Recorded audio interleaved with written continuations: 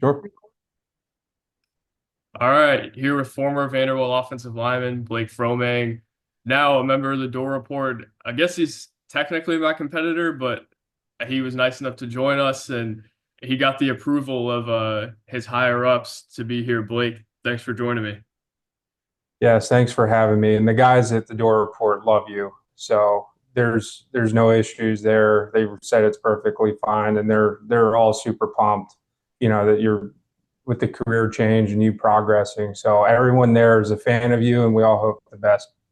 It's reciprocated, Blake, and also, is this in the Twitter bio now? I see the suit, so we've obviously approached this with some sense of urgency, but do we update the Twitter bio and put Vandy on SI in the Twitter bio now?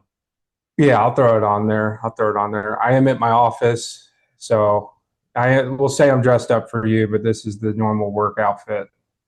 I love it. At least we got the helmet in the corner. I'm sure that was already there, but we'll just act like it was planted there specifically for this. Joey, it's funny. I put it there, when I'm in court or a deposition or something. And if the judges or anyone's listening to this, I'm kidding, but I just have it there for a conversation starter. And it's actually worked a couple times where it's like, oh, did you play football? And then it gets into that. So it's just a little bit of a combo starter I put there. I love it. Well, that's good, and it's going to start our conversation as well. You've been on some Vanderbilt teams that have been good and have come back the year after when you're expected to be good again. Vanderbilt football for the first time in a couple of years is kind of experiencing that. Tell me the dynamic there, and does that make things more difficult? Just kind of how did you guys approach that when you were coming off the 9 and 4 years, and how should this team approach it as well? I think it's definitely doable for them to have a successful year next year. What you want to do with college football and doing that is you see that things have worked. So what you do is you try to replicate it and go a little bit harder at the things that have worked. I know Steiner's pushing them in the weight room. They're installing plays and getting everything together. But once you have a formula that works, the guys who are there who can execute it, which they do have coming back, and then they've added some really great pieces. Is you just try to replicate it and make it better and better and better. And from a team standpoint, once you have a successful season like that, the guys buy in. Um, they say, okay, we can do this here. There's a sense of belief on the team that we're not just waking up early, running around, miserable, doing conditioning and all of that for no reason, just to go out there and lose. So now I would imagine there's a sense of belief on the team that these coaches, what they're saying is right.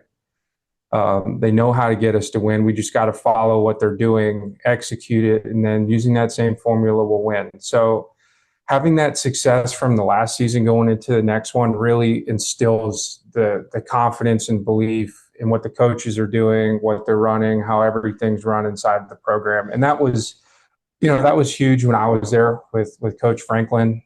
He went 6-7 the year before I got there, lost to Cincinnati in the bowl game in Memphis.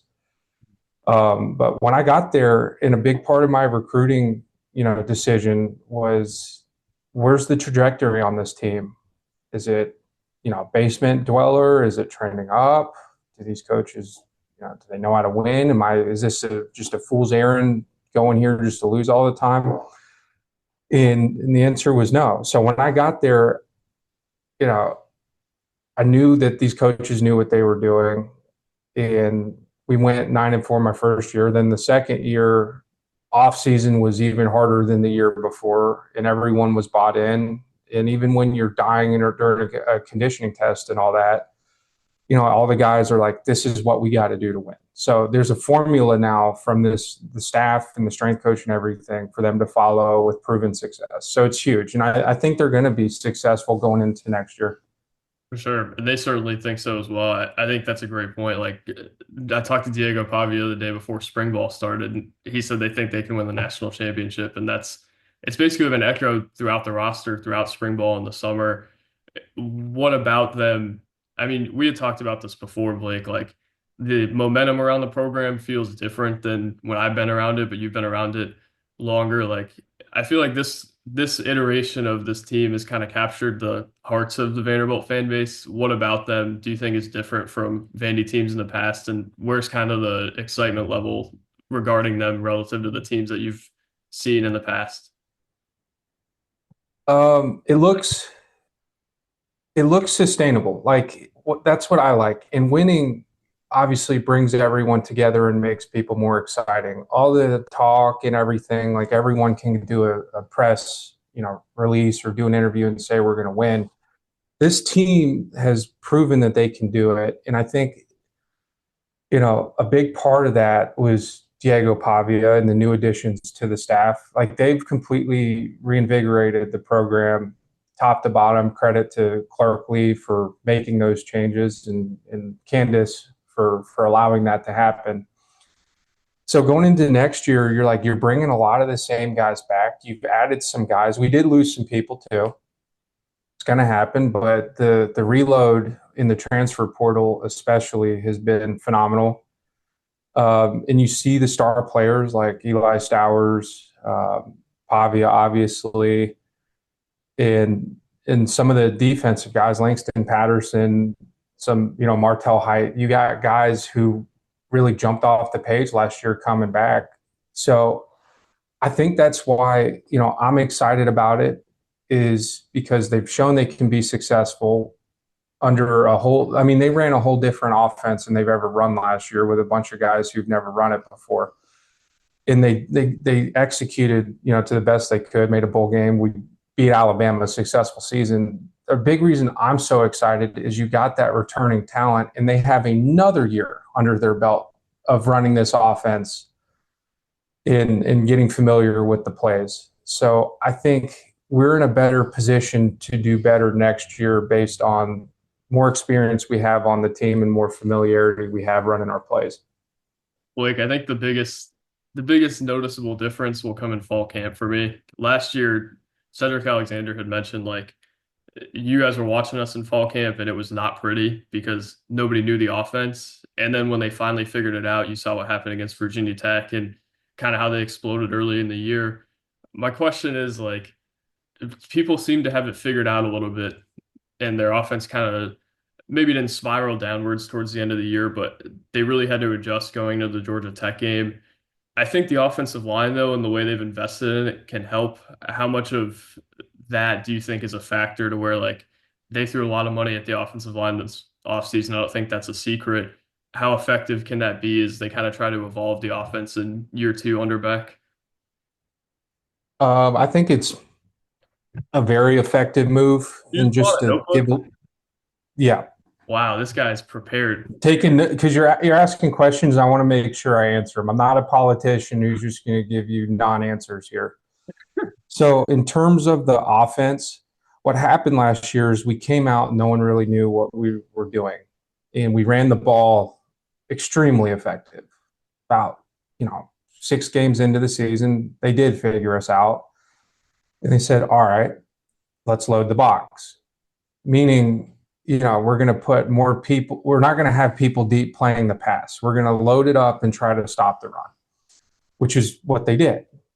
And unfortunately, we didn't have the guys or the execution in the pass game to be able to throw the ball. And some of that does fall on the offensive line. The pass protection, I'd say it was pretty good all year, but there were times, especially South Carolina, and other times where, Diego Pavia is getting touched. And what they did to combat that was they'd roll Pavia out, move the pocket so he's not, standing there as a statue to get sacked every single play. Mhm. So to combat that, Tim Beck, towards the latter part of the season, got away from the run game and said, all right, we're going to pass the ball more because you're loading the box. And football's a numbers game, right? Mhm. You have 5 guys to block however many people are there. And what I mean by the box is there's 4 down defensive linemen, or if you run a 3-5, it's different. And then you have linebackers. That's what we call the box there. Defenses were rolling safeties down or putting another linebacker in to stop the run play. So when you have 5 guys to block, sometimes you'd have tight ends too, so 6 plus a running back or a fullback, 7. But when all that's happening right at the offensive line, it's tough, even if you have the best offensive line in the world, to Hmm. be able to execute because of that numbers game we spoke about.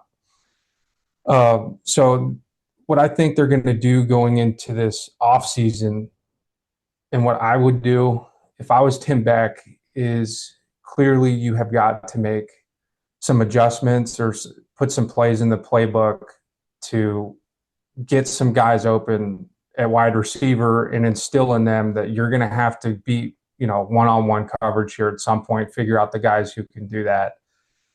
Um, so that's a long rant there. But to get to the second part about the offensive line, Hmm. is I love who we brought in. From what I was able to see, we have about 10 or 11 seniors right now on this offensive line unit, three juniors, two sophomores. I don't think we have any freshmen. So it's a veteran group. Hmm. And it's pretty reinvigorated with new guys like Jordan White, who's going to play center. I watched his film. He's incredible. He's an athlete. I think he absolutely has a shot at the league. The guards they have, I think they're going to put Chase Mitchell, um, Sterling Porcher, maybe Isaiah Glass, Gunnar Givens. I want to see what he can do. And then you have Kevin Wesley, who has experience playing in this offense too. So you're pretty deep there. I don't know who the backup center is going to be, but at guard, plenty of depth. Could it be Tackle, sorry. Cade McConnell, maybe? Yeah, I'm Caden McConnell as well. I'm not sure if he's playing guard or tackle. So I was going to talk about him at tackles, but I'm not sure where exactly he's going to go. Mm. So at tackle, Bryce Henderson, obviously a huge pickup. Um, Starting experience. You got Isaiah Glass. I don't know if McConnell's going to get looks. Miles Sandoval is someone to look at as well. And really, the rule of thumb, Joey, going into a season is you want about 7 to 8 guys who can play. The Hmm. 5 starters, obviously, you want them to be absolute monsters, but because of injuries and things that happen throughout the season, you want about 7 to 8 guys on this roster you can put in and you're confident in will execute. And I think with the depth and the additions this offseason, they have that. Hmm. So the pass protection I watched on film from these guys, like Jordan White, is I don't think we're going to have a better. I honestly think he's going to be our best offensive lineman just watching his film. But the other guys are good too. And Chase Mitchell, I think he'll start at guard, and I think he'll do a great job. And the tackle position we've upgraded with some more size and length.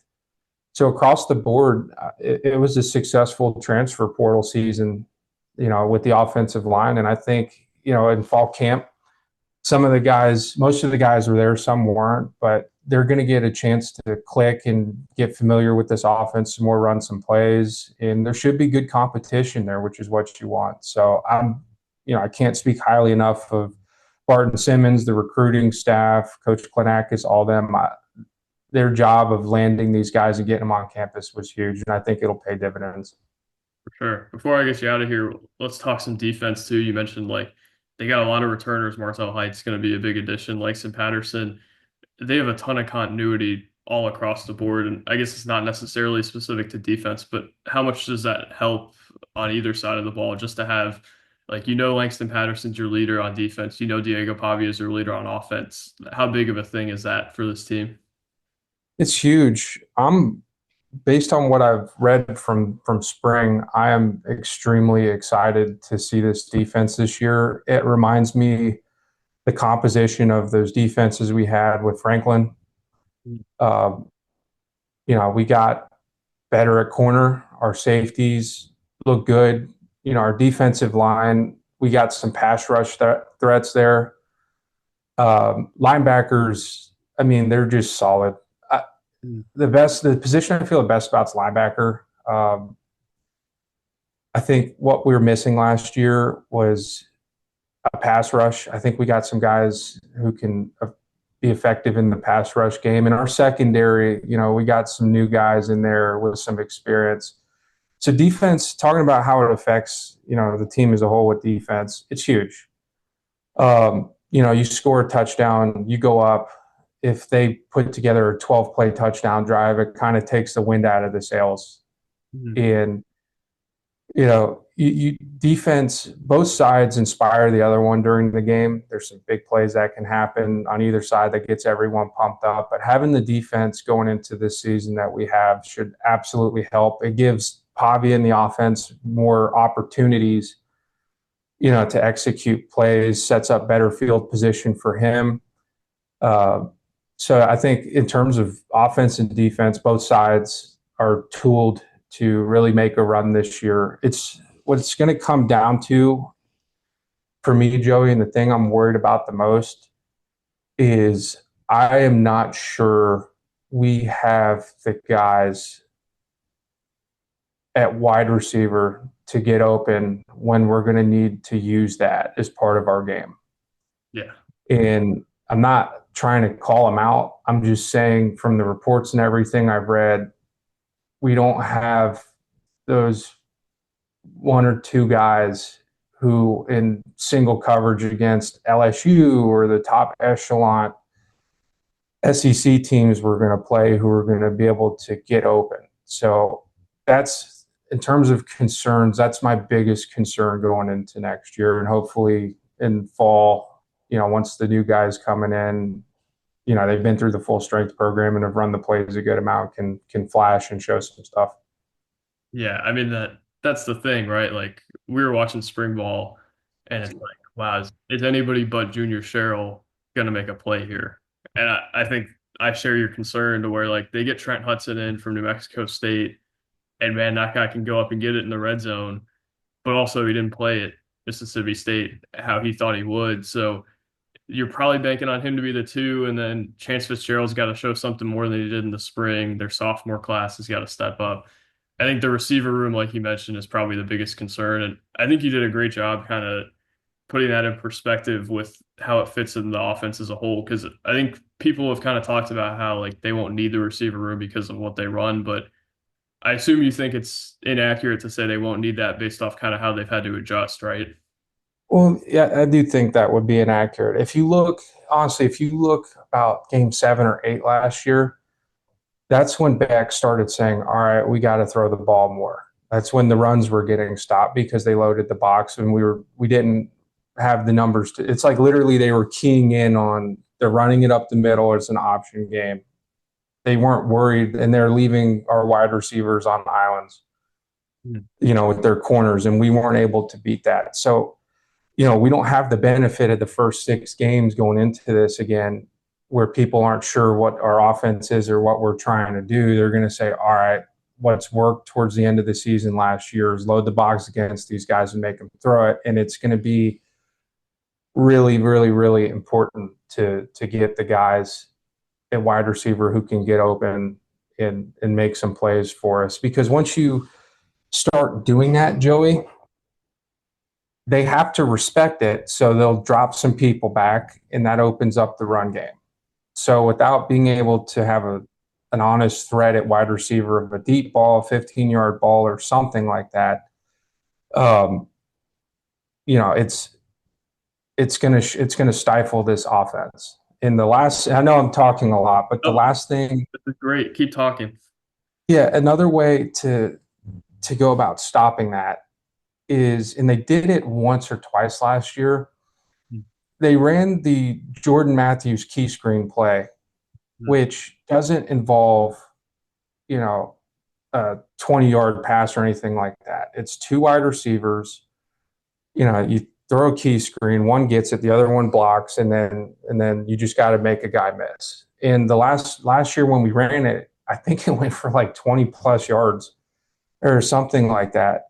But that's a way if there's, loading the box and getting everyone in the middle playing the run and leaving the outside pretty open with the wide receivers, that's a way to go about, making them spread their defense out and play that more. So, to put the final point on this is I hope Beck is looking at the end of the season last year and saying we need some plays when they are going to load the box against us to be able to combat that and get them to respect the other things. because that was our Achilles heel last year was we couldn't throw the ball very well. Right. And I do think on that point too, about the Jordan Matthews play, like they do have speed. And I guess that's what I'll give them with the receiver. Like Junior Sherrill can get some yards after the catch with his legs. Trey Richardson, I think D2 or D3 transfer, probably the fastest guy in the room. Martell Height actually going to play some receiver as well. I think that'll help them as well. But Blake, great insight today. We need you back. Thank you for coming on, and man, you're the best. Joey, seriously, congrats on this new gig. Thank you. I appreciate it. I respect everything you do. You do it the right way. Um, and I'm pumped for you, man. I wish nothing but the best for you, and I'm excited to follow you, as you go down this path. For sure. Thanks, man. I appreciate it. And we'll have to have you back on soon to break down some offensive line play because, man, that's above my head. I'll do my best. I'll do my best. And last thing I want to say is, for the first time in a long time, I'm excited going into a Vanderbilt football season. And Mhm. I think the fans should be excited too. We finally got some buzz, and I think we got the guys to pull off some wins no one's thinking we're going to be able to do. So with that, Joey, thank you, brother. Yes, sir. Thank you as well. And we'll leave it there. But, guys, thank you for watching. We'll talk soon. Peace.